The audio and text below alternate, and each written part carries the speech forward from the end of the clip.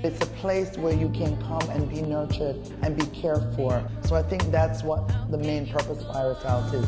The agency was started at a time when there were a lack of resources available for women of color who were HIV infected.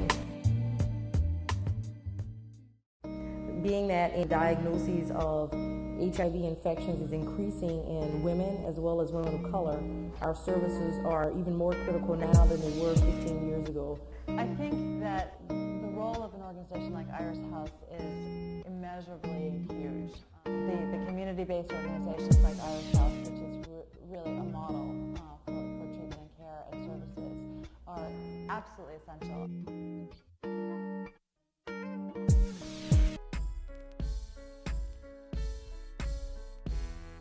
We formed a group called Women of Faith Advocating Change, and being leaders that are talking about HIV and AIDS and how it affects our families, how it affects our community, how it affects our church. Very important is education about stigma.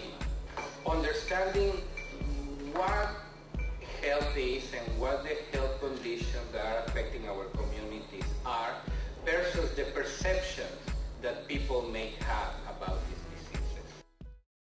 We focus on women and families who are infected, and people see us as a second home. A lot of people see us as a safe place to come to deal with the diagnosis, as well as to get information that they need on how to live a long and productive life while living with HIV instead of dying from HIV. As someone who is working nationally and internationally on the problems of HIV/AIDS, I think what we need institutionally as well as individually are role models.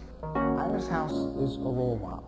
And I think anybody who wants to know, how do you do this work, they need to come, they need to visit, and they need to talk to the folk who are here. It provides a tremendous amount of support and support services for women who really have few resources and little in the way of social and family support networks.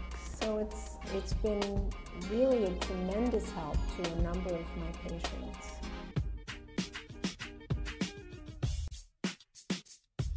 Sometimes because we're okay, we don't think about the person who might not be okay tomorrow.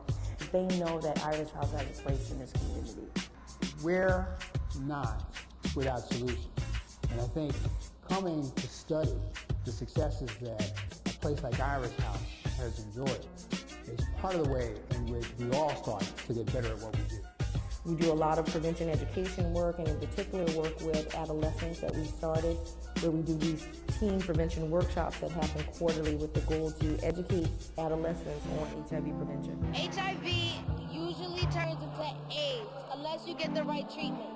And I think that waiting to have sex is a good idea. I think that minority women we have to really get to a point where we're bringing up our sisters with us, so that we're educating other people, but we're helping them move out of poverty, we're helping them move out of homelessness, we're helping them move away from drug use in order to see a change in behavior and hence a change in the HIV infection.